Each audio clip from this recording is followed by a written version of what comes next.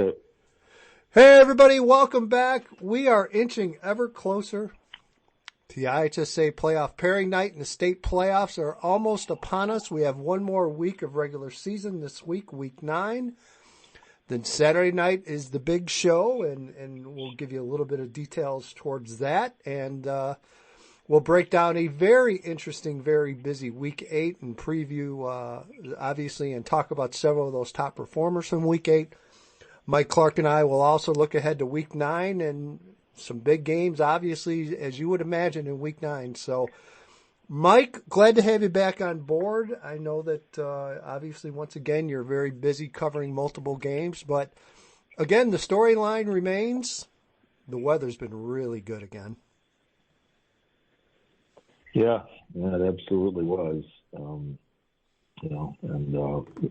as we're recording this on Monday afternoon, it's just absolutely perfect out as well. So let's keep this going for as long as we can. No doubt about it. So again, very, very busy for you. You got out to see multiple games. I got to see a couple of games this weekend. So let's start with you. Give us a recap on the games that you covered this past week.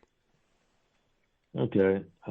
Thursday, I went out to Lane to see Curie in Lakeview. Curie winds up winning 24-12. Condors go to 4-4, and they have a very winnable game in week 9. Saquon Cummings, 75-yard kickoff return, touchdown. Gabriel Taylor Jr., 5 touches, 73 yards, and a touchdown. Excuse me. And, one of the storylines here, I've talked about Curie a lot, this year, partly because they're one of the schools that I cover for the Southwest News Herald, but it really is a remarkable story. They won 4 games the previous 4 years. They were 0-9 last year, and they're probably going to be in the playoffs this year under Jerry Lewis Bay. And one of the interesting things is that he's been able to get a bunch of basketball players to come out.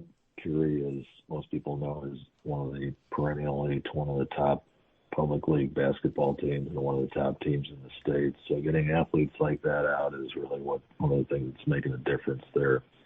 And they're probably going to be in the 8A playoffs, which at the beginning of the season I don't think anybody would have predicted. So on Friday, I went out to Elmhurst to see Lions in York.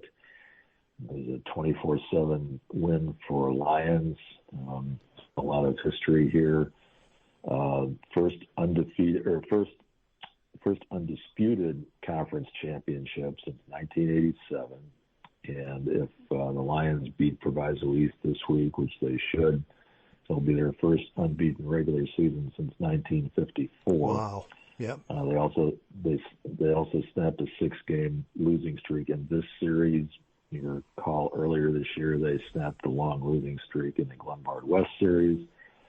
So this is a pretty special Lions team. Danny Carroll, 31 carries, 153, 3 touchdowns. And the interesting thing about him is that he's a better hockey player probably than he is a football player.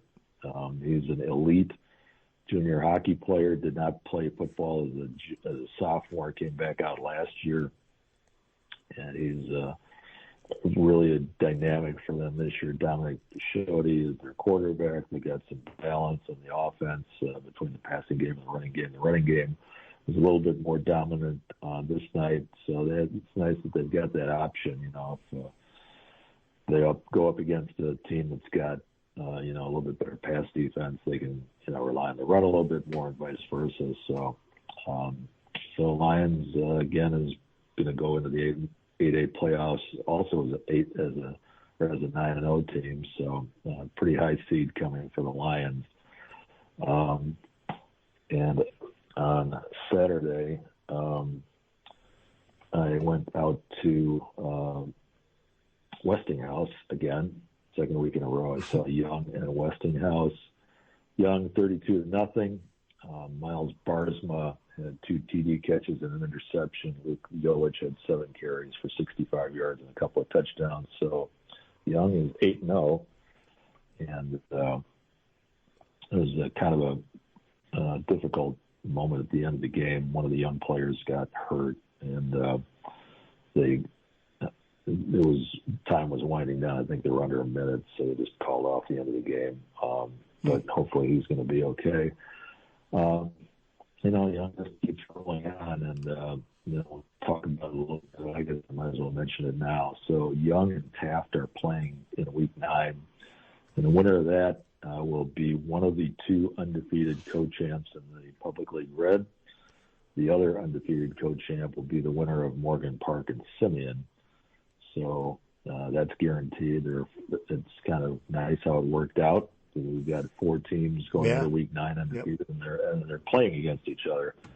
And people are probably wondering, well, why aren't the best teams in the conference playing each other, and why do we have 2 co-champs? Well, it's because it's a 16-team conference. Right. I mentioned this before. And the way it's set up is there are 4 14 pods. You play everybody in your pod, so that's 3 games, and then you have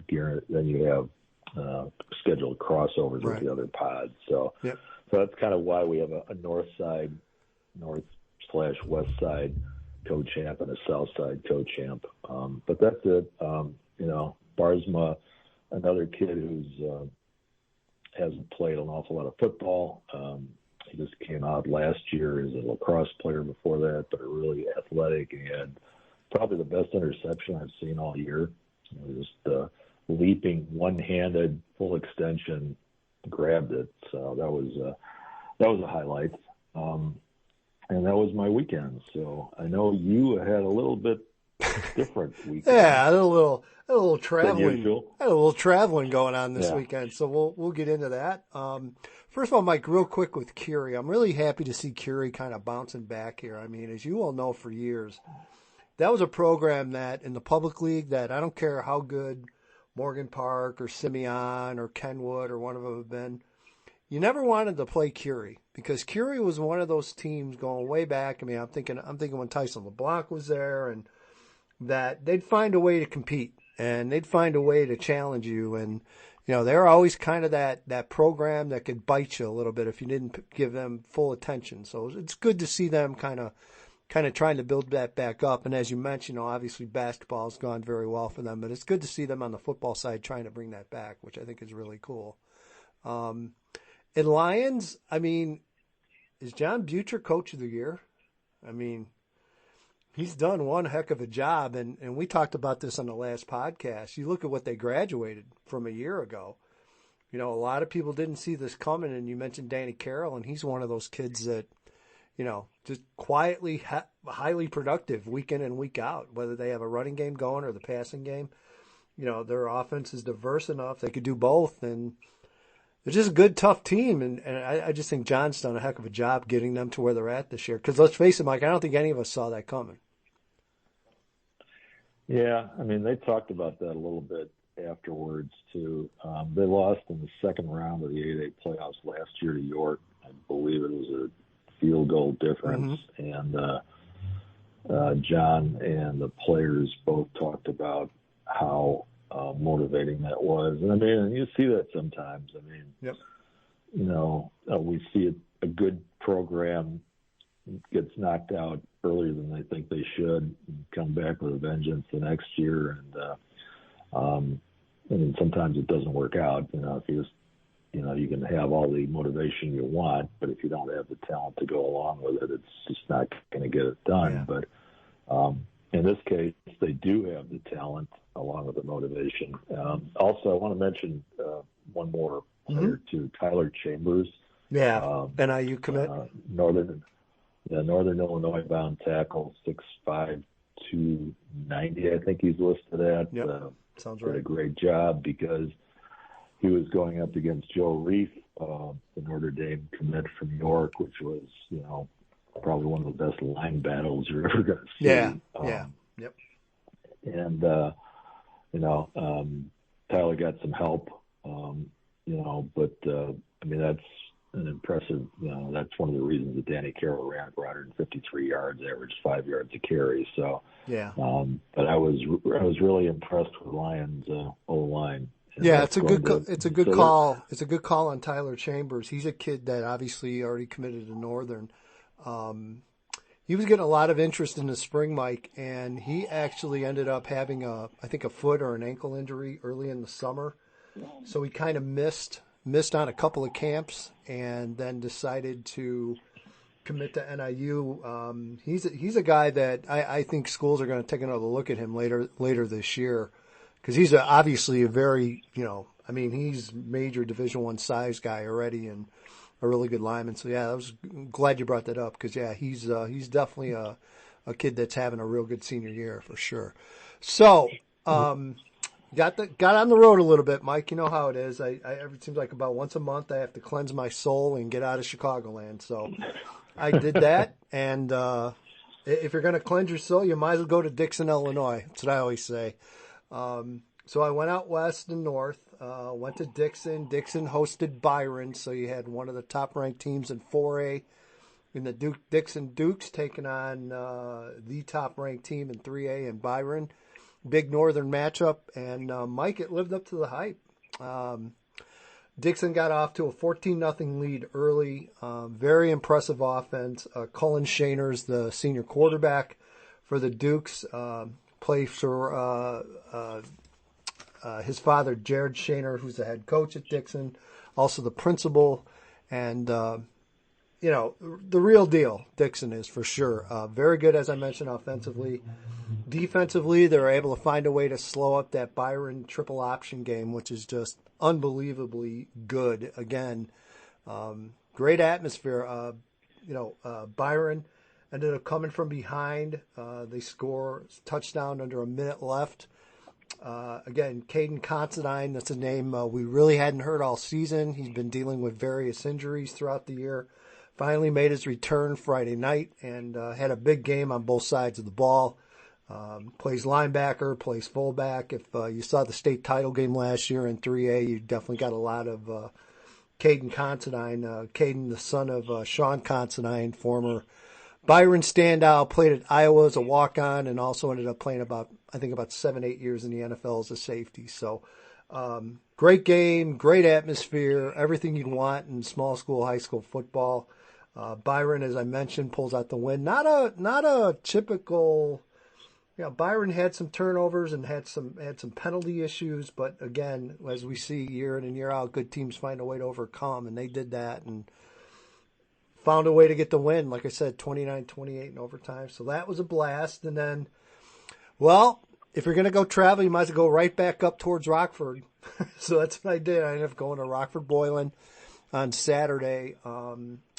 Rockford and the NIC 10 conference this year, Mike, all the schools agreed to play at least one Saturday home game this year, trying to help alleviate the referee situation, which obviously in the Rockford area is a little bit more pressing than Chicagoland. They seem to have a little bit more trouble drawing referees there on a Friday night, so they're hoping that this is kind of helping out that problem. And from what I've heard from the refs I've talked to, it sounds like it is, so that's a good thing. Two very good teams, McKesney Park Harlem taking on Boylan, both already 5 wins, both already in the state playoffs. And again, kind of a back and forth game. Kind of wild. Boylan gets a go-ahead touchdown, puts them up by 3. They recover. Boylan gets the ball back late in the game, under 2 minutes. They're inside their own 3-yard line. So basically they're trying not to obviously turn the ball over. You don't want to turn it over that deep in your own zone. Eventually Boylan ends up having the punt. So they take it, let the punter get tackled in the end zone for the safety. Boylan kicks off. Harlem gets it. 4 plays later, touchdown pass to Jamari Muhammad, Harlem's top running back, one of the top players in the NIC 10. They end up winning 31-24, and just again, another back and forth, really close game. 2 pretty solid teams. Boylan, considerably smaller than people probably remember. I believe they're going to wind up in 4A or maybe even 3A, depending upon how the cut line falls. Still very good team, though. Just overall numbers not quite what they used to be for Boylan. And Harlem, I believe, is a 5A, 6A team as well. So there you go, Mike. That was my travel adventure for the weekend. Wow. So you're kind of warming up for going to yes, normal in a few weeks, basically. No doubt. So although for us, of course, normal is just like right down the street, basically. So, isn't that nice? It's a one advantage of where you live now. Oh my goodness, I can't tell you how much I enjoyed that trip last year. Just hopping on 55, and it felt like I was there in no time. But yeah, right. When Wally's is too short of a stop, you live pretty close. That's for sure. Well, we've got a lot of other big games and big performers to talk about, so let's dive into those. Fire away. You mentioned Naperville North 63, HF 62, which sounds like a basketball score, but it wasn't. Jacob Bell, again, 27 of 39, 330, 7 passing TDs, 2 rushing touchdowns. So 9 total touchdowns, and I don't know that this record is out there anywhere, total touchdowns in a game. I didn't look it up, actually, so maybe if somebody else wants to, they're welcome to. But I can't really imagine having more than 9 touchdowns in a game where there are 2 good teams. Right. I mean, I know that, you get some blowouts. Right. You might have that. You get two mismatches, but this was something else. And, I saw Jacob Bell early in the season against Naperville Central. He was terrific. He's still terrific. Ball State is getting a steal, I would say. For sure. So next one is Oswego 42, Manuka 10. Oswego pretty much wraps up the Southwest Prairie West with this one. Easton Ruby had a couple of interceptions. Carson Cooney had a sack and 2 rushing touchdowns. And it's kind of interesting that Carson Cooney, the linebacker, is going to Iowa, son of Coach Brian Cooney, of course. And been using him a lot in goal line packages, I've noticed this year. He's got four rushing touchdowns. So, and I think I wrote this in the Sun-Times this week. When Oswego has a good defense, they're good. Oswego is very, very, very good. Yep. This year it's kind of linebackers that are kind of the key for them, and going to be a team to watch in 8A for sure. Yeah, and I tell you, Brett Connolly and Jeremiah Kane are 2 big names on the offense for them too. Jeremiah Kane already committed, I believe, to Northern Iowa, and he's a big-time receiver. So, yeah, offensively, I think people are going to get to know them a little bit better as well. But, yeah, Mike, I totally agree. Their defense is the real deal this year. Mount Carmel 35, Fenwick 10. I wasn't able to find any final stats on this. I saw a few in-game tweets. Jack Elliott looked like he had another pretty good game. So, no surprise there. He seems to be pretty much back from that injury that he had. Naperville Central 22, Sandburg 8. Sebastian Hayes had a rushing TD. Aiden Clark had a rushing TD. Gavin Allison kicked 2 field goals. So this sets up the big one next week. This week, I guess now. Naperville Central 8-0, Lincoln Way East 8-0, and it's kind of the unofficial Southwest Valley championship game, basically, because those are 2 of the division champs, and should be an interesting one. Lake Forest 42, Libertyville 35, first loss of the year for Libertyville. Lake Forest was down 21-7 and scored 35 straight before Libertyville tried to come back. Lake Forest, here's a name we haven't mentioned. Their quarterback, Danny Van Camp, 22 of 30, 299 passing yards. And meanwhile, Quentin Shambo, the Libertyville quarterback, another monster game, 30 of 42, 480 yards. Blaze LaVista, his top receiver, 11 catches, 230. And the interesting thing to me here, too, is that Quinn Shambo, I think I might have mentioned it last week, he's one of the best baseball players in the country. He's an Oklahoma State baseball commit, and he was still been playing like in some national baseball events during the fall, in addition to being one of the most prolific quarterbacks in the area. And it's just remarkable to me. It's like, I don't know how how you can have time to do that, but obviously he's doing it and playing at a very, very high level. Last one is another Catholic League ESCC crossover. Brother Rice, 35, St. Lawrence, 6. C.J. Gray at 105 passing yards and 2 total TDs for Rice in that one. And Rice was in a kind of a tough spot a few weeks ago in terms of making the playoffs. Kind of fought their way out of that, didn't they? Yeah, I mean, and obviously the win over Mount Carmel was a massive part of that, but the Crusaders, look like they're going to be in good shape for the playoffs. Other top performers. Well, hey, look who the first one is. Jonas Williams. So Mike, I'm going to, for our listeners, I'm going to put this out there for all of you. I'm going to Thursday night on my radio show in Joliet, ding, ding, ding, a little plug. I'm going to have Rob Zavonar on, and I promise everyone I am going to find out how many quarters of football Jonas Williams has played so far this year. I think people would be very surprised at these numbers he's putting up and how quickly he's putting them up in games. Yeah, he had 5 touchdowns, 49-21 against Andrew, and I think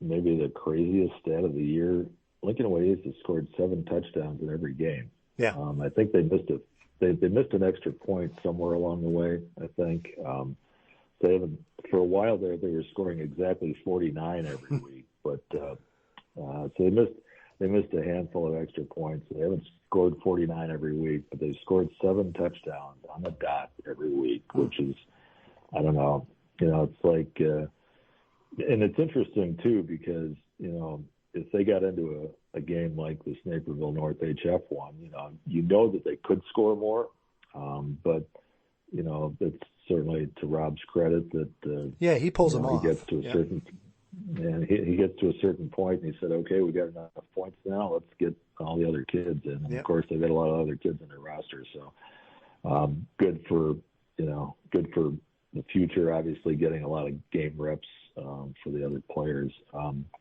Here's another familiar name, a few more actually familiar names. Tony Chihino from Geneva, 14 of 25, 257, 6 more touchdowns, and a 49-14 win over St. Charles East. And who else? Talon Taylor, 3 catches, 113 yards, 3 touchdowns. That's the second time this year, I think, where he's had 3 catches in a game, and they were all touchdowns. And he also ran a kickoff 94 yards back for a touchdown.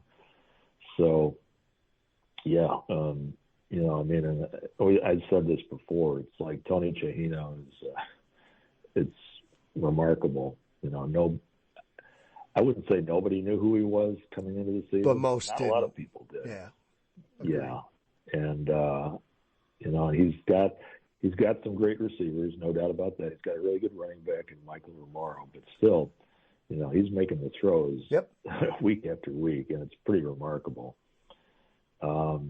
Here's a two-way player, kind of interesting. He's a quarterback, too, from Joliet West, Antoine Brooks, 237 passing yards, 4 TDs, a rushing touchdown, and a pick 6 in a 42-14 win over Plainfield East. So you don't see a lot of quarterbacks playing other positions. I know that Bert Goucher from Sycamore does. Yep. But, he's in it. Joliet West, an 8A school. Yeah, that's not something you see very often. So, I mean, obviously he's doing it because he's such a good athlete and they need him on the field. So, Logan Malachek from Nazareth, 263 passing, 5 touchdowns, and a 62-14 win over Bennett. Here's another fun game. St. Francis beat DePaul Prep 41-38 in overtime. A lot of big numbers on both sides in this one. For St. Francis, Brady Palmer, 319 passing yards, 68 rushing yards. He had the game-winning touchdown in overtime. For DePaul Prep, I know that you like Juju Rodriguez, their quarterback. He had another big game, 320 passing yards and 5 touchdowns. St. Francis has played some interesting games this year, and they're going to be a team to definitely keep an eye out for in the somewhere in the 5. I think they're at 5A. 5A, I think. Yeah. Yep. When the bracket comes out. For Batavia, Nathan Whitwell, 27 174 rushing, 4 touchdowns, 35-13 win over Wheaton South. Defensive player from Kankakee, Kenyon Chandler, linebacker at 4 sacks, which is a program record, and a 41-0 win over Thornton. West Chicago, I don't think we mentioned them much at all this year, but they've certainly, I think we talked about them a little bit more last year. We did. When they kind of made the playoffs. Really, they've kind of, that was one of the better, nice feel-good stories of last year. It looks like they're maintaining a little bit this year. Robert Lee had 301 rushing yards, 4 touchdowns, and a 41-10 win over Riverside Brookfield. And next one is from DeKalb, Devon Grant, the wide receiver, 13 catches, 195 yards, 3 touchdowns, and a 42-39 loss to Bradley. Got a couple more here from Ridgewood, kind of an all-purpose guy. Yep. Luke Melendez, wide receiver, DB, and quarterback. So he had 4 catches for 127 yards, 2 touchdowns, 2 picks, including a pick 6 and a 28-27 overtime loss to Fenton. And one more specialist. We don't spotlight those guys probably as much as we should, but Casper Lobis from Argo hit a 48-yard field goal, which is the best in program history. He had 3 field goals, 5 PATs total, 5 touchbacks, and a 44-7 win over Oak Lawn. And that is our list of top performers. You okay? You need a breath, or? I think I'm good. Well, I could hit pause and we can come back 10 minutes and finish if you want. No, I'm good. All right. So obviously we'll dig into week 9 and some big time games coming up. Mike, I'll start this. As we talked about previously, as you talked about Naperville Central at Lincoln Way East, obviously both of them undefeated coming into the season. Lincoln Way East putting up big points, and Naperville Central just kind of that little train that keeps chugging along. They just, they're not putting up huge points, but they're getting it done week in and week out. Yeah, Mike, it's been an impressive year for them. I don't think there's any question. Yeah, I saw them again against Naperville North, and one of the things about Central is that they're really nicely balanced. Sebastian Hayes, it was really one of the, out of all the quarterback stories, maybe the best one. He's come back from 2 knee injuries. Yep. And, that's just what a testament to his resiliency and just grit and determination, because, a lot of it's tough, For it to happen once is devastating. For it to happen twice, it's unbelievable, honestly. I don't remember a kid coming back from 2 season-ending knee injuries in high school. That's a great story. Aiden Clark, the running back, is really good. And again, Gavin Ellison, we mentioned a little bit earlier, is one of the best kickers around. So a lot of good pieces for Naperville Central. No doubt. Their defense has been pretty good. This is a test unlike any they've faced, obviously. It's going to be an interesting game. Either way, both of them are, look positioned. Yeah, going to be pretty highly seeded, right? Win or lose, they're both going to be pretty highly seeded going into the playoffs. So it should be a great game. Another great game, almost becoming an annual showdown for sure. Loyola at Mount Carmel. Mike, I think one of the big questions with this is, are all the stars going to be on hand to play Friday?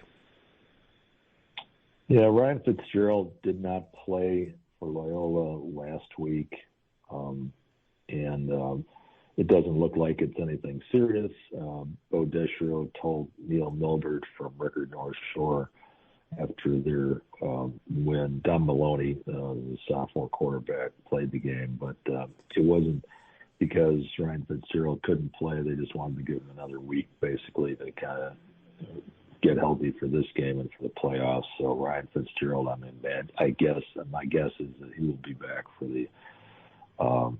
this game. Jack Elliott, as I said a little bit earlier, looks like he's pretty well good to go. He was against Joliet Catholic last week 7, so I think they'll both be okay. And I mean that's kind of a big game for a lot of reasons. I mean it's the conference, although the conference is not quite as meaningful as it used to be. But it's more. I mean, it's for one thing, it's 2 Player of the Year candidates going head to head, so a lot of people will be looking at it from that aspect. But yeah. CPL, the Battle of Vincennes, Saturday at Gately, 1:00. Morgan Park taking on Simeon. Mike, obviously 2 of the better public league programs in football in the city. Always a great showdown, a hotly contested rivalry, but a lot of respect on both sides as well.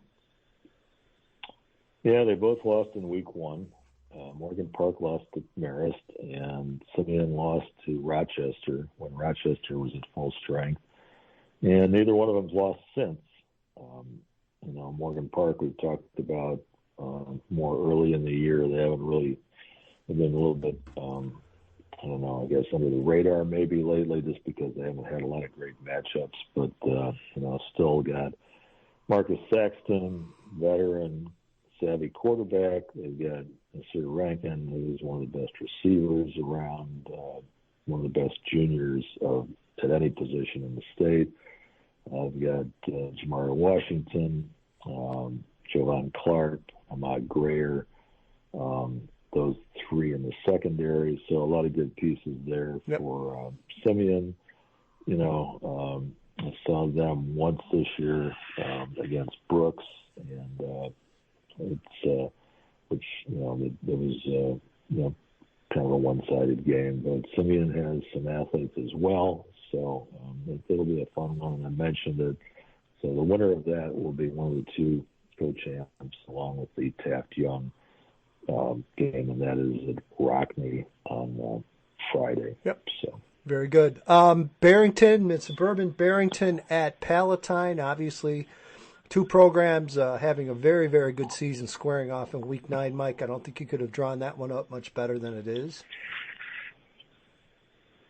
No, and if Palatine wins, they win the conference outright. If Barrington wins, it's probably going to be a 3-way tie between Barrington, Palatine, and Fremd. And 2 more good quarterbacks, although I did not see, I know Nick Peepert from Barrington came out of a game a couple of weeks ago, I want to say. Hopefully he's back. Palatine, Will Santiago is their quarterback, another one of the good quarterbacks, so should be a fun one for sure. Yeah, no doubt about it. Again, this one's always a big-time game. Nazareth taking on St. Francis in Wheaton on the blue turf. Again, 2 of the better, I guess we'll call them medium enrollment CCL, ESCC schools for sure, and should be another high-scoring game, I would imagine. Oh, yeah. Logan Melichuk, Brady Palmer, both been putting up massive numbers. And, probably, I'm going to say maybe a bigger game for St. Francis just because, they don't want to take another loss. They've had a few already.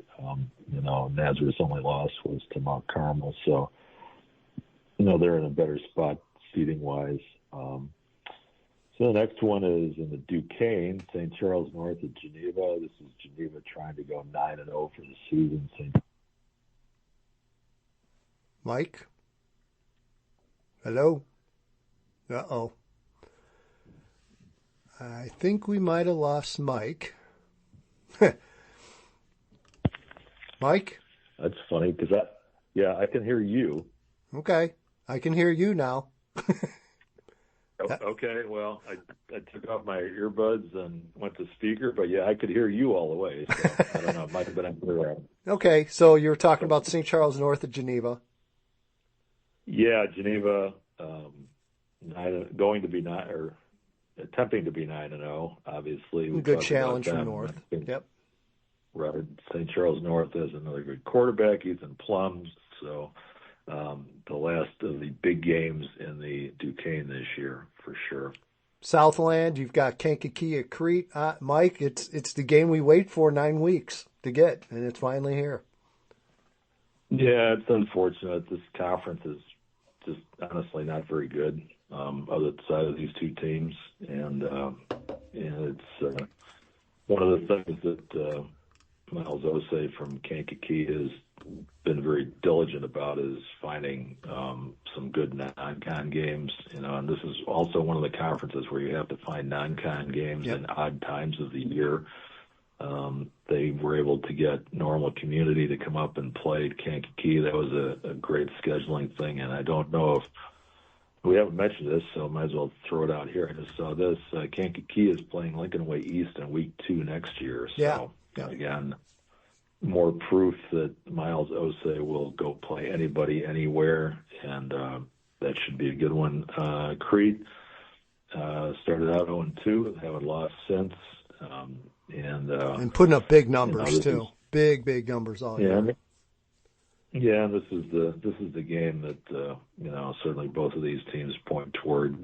Winning conference is important, and again, it's a little bit unfortunate that the rest of the conference is just not very competitive, and that's kind of where it's at. But both these teams will be in the playoffs. Kankakee, I think, has got a really good shot to go far, and we'll see how the Warriors do. All right, well, let's go to questions. I actually, we've had a couple more join us since we started recording, Mike. So I'll start. The first one we have here is from EDGYTIM, and he says, "Why haven't we discussed Mike Clark being named a Distinguished Media Service Award winner by the IHSA?" Sir, could not have been more deserved. Congratulations. People do truly appreciate all your years of effort and work. And believe me, I've gotten to know you a little bit. I know it's a passion for you, and it is to this day. And Mike, I hope it's a passion for another, 30 years. But oh wow, yeah. Well, I don't want to curse you with that, but Mike, you do it so well. You're a class act. I know everyone appreciates all the work that you put into it, especially in the city. Just congratulations, man. I told you I couldn't be happier for you. And what a class you're going in with. You're like going in with an all-star class here. Yeah, there's no doubt. And thanks to you, and thanks to the folks who've reached out. Since that was announced, it's humbling because this is something that is voted on by my peers. Some of them retired, some of them still active, and it's a very cool thing. I'm very happy about it. This as well. You've been doing this a while also, and sometimes there are some, I would say, difficulties we have in doing our job, which sometimes we mention here. Not as much as we should, but yeah, we do. But it's nice to get some kind of reward for some of the stuff we do. Just personally, coming from print, that was my start. Honestly, more than 50 years ago, when I was in high school at Manteno High School, and I started working for the weekly newspaper then, which doesn't exist anymore, and that's kind of a troubling trend. The Manteno News is one of the many newspapers that has gone out of existence. And then I started working about a year later at the Kankakee Journal, which was the first daily newspaper I worked for. And ever since then, I've been working continuously in the business. Currently, I'm a freelancer. I work for the Sun-Times. We mentioned that, Southwest Regional Publishing, including the Southwest News Herald. I still came back to do a little bit of work for the Journal after 36 years of being gone, so that was kind of interesting. And a few other outlets too, but it's been a great ride, and I don't know. I don't know if I'm going to make it another 30, but I definitely have no plans to retire. And I'm going to keep doing it as long as it's fun, Yep. and as long as I'm able. Yep. And the stories just keep coming. Just one couple of weeks ago, Yeah. I just talked to Talia Moore, who is a center for the Perspectives football team. She's the only girl on the team. Yep. And, when you see stories like that, it's really cool to, you get that feeling like, oh, wow, I got to tell somebody about this. And that's basically, how it all began. It's like, I see a story and I want to tell somebody about it. So Awesome. That's cool. But you mentioned the class. So Taylor Bell, retired prep editor of the Sun-Times, is one of them. Barry Temkin, who's the retired preps columnist for the Tribune. Kip Cheek has been the sports editor for the Mendota paper for 40 years. And Shelby Burgett, who is a longtime sports writer in the west central Illinois area around Macomb, Brushville, that area. So congrats to all of my fellow honorees. I'm looking forward to it. The ceremony is going to be at the Public League Baseball Final, which is going to be next spring, I believe, at Wrigley in mid-May. So looking forward to that. But thank you very much for mentioning that. You're welcome. And we couldn't get that thing over at on the south side, huh? Got to go north side? Well, I had to throw that in. Come on.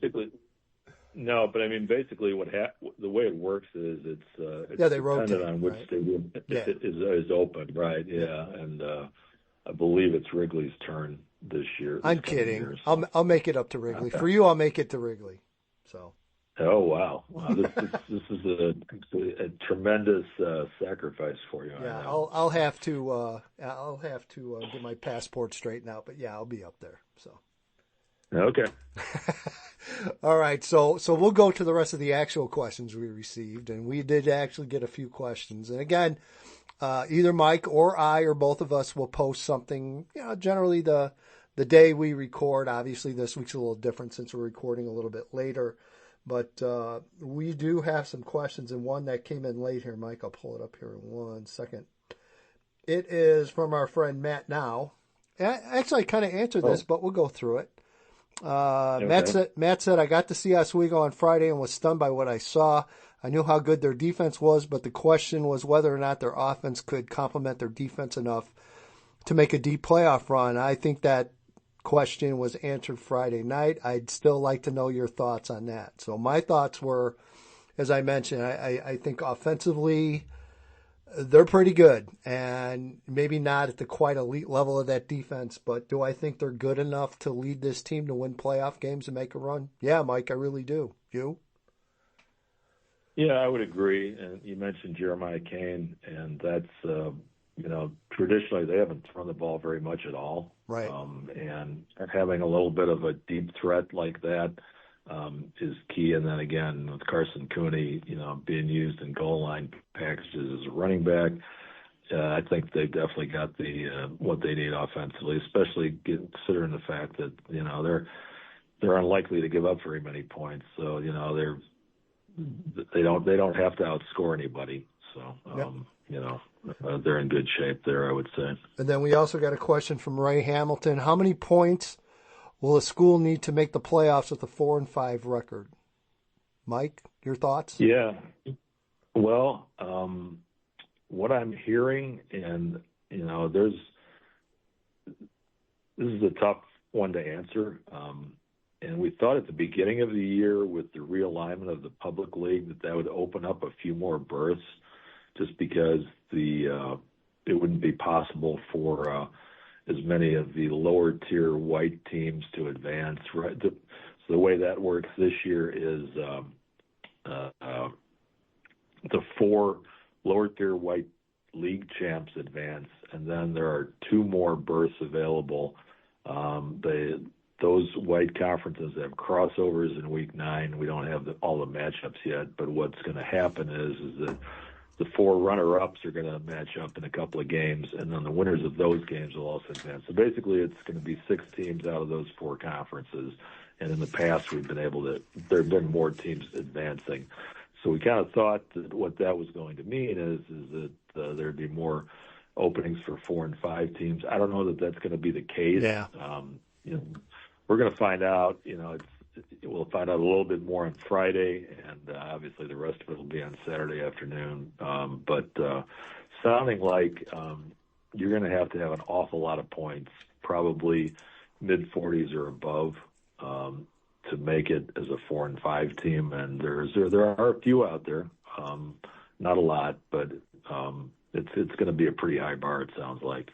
Yeah, and again, it's just one of those, and again, love Steve Soucy and the work that he puts into this, but he's also the first one to tell you he doesn't know. we could have a week 9. The way this season has gone, Mike, anything truly can happen, and you could have a whole bunch of upsets. And I think one of the interesting things that have happened over the last few weeks is a lot of the big shakeup has been smaller enrollments, and people still to this day seem to fail to realize that a major upset in 1A can impact 8A.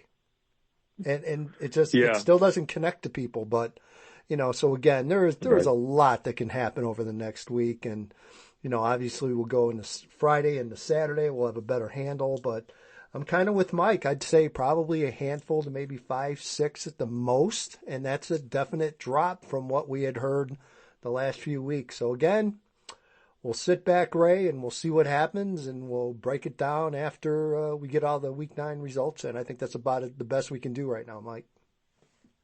Yeah, and I would not want to be sitting at 3 and 5, needing to win, and also to get over the point threshold. And if you're 4 and 4, you better win.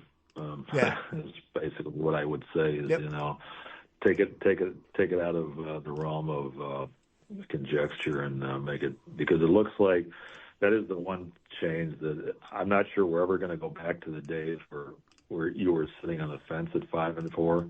It looks like probably 5-win teams are probably always going to get it going forward. So that's okay. We kind of say that they're playoff eligible now. And the 6-win teams are the clinchers, but it's almost like the 5-win teams are the clinchers now. So it's fair. Anyway,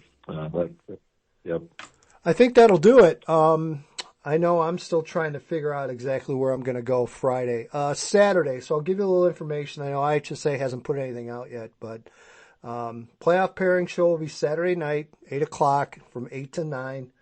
Pairings will all be released. It'll be on WCIU, so basically same channel, same bat channel you've had in years past to watch. Dave Bernhardt is the host, and oh my God, help us all. I'll be on set with Dave Bernhardt, breaking down the playoff brackets, Mike, for all 8 classes. So God help us all. Turn the picture down, turn the volume up, and get your pairings. So. Yeah, I guess you're all stuck with me for an hour. Yeah, you got your blazer picked out. Oh, I got a couple of humdingers. Got married in one of them, Mike. So there you go. So. Oh, okay. All right. Come on, I stole it from Hoosiers. Come on, Mike. You know that. There you go. So, I think that's all we have then for this week. I think that'll do it. But again. Appreciate the feedback from everybody again, as we mentioned yesterday, and I'll continue to remind you guys this. We are going to record basically Monday afternoon from here on out through the end of the regular season and through the playoffs. So again, look for this podcast generally Monday afternoon, Monday evening. We'll have it for you, and then that way we can get done what we need to get done on Sundays with obviously playoffs. Things get much busier and we're both cranked up. So it kind of helps us out. And I think we're still able to get out there early enough for everybody to listen. So we appreciate you hanging in there with that and giving us your questions. Look for that on X, either on Mike's X account or my X account.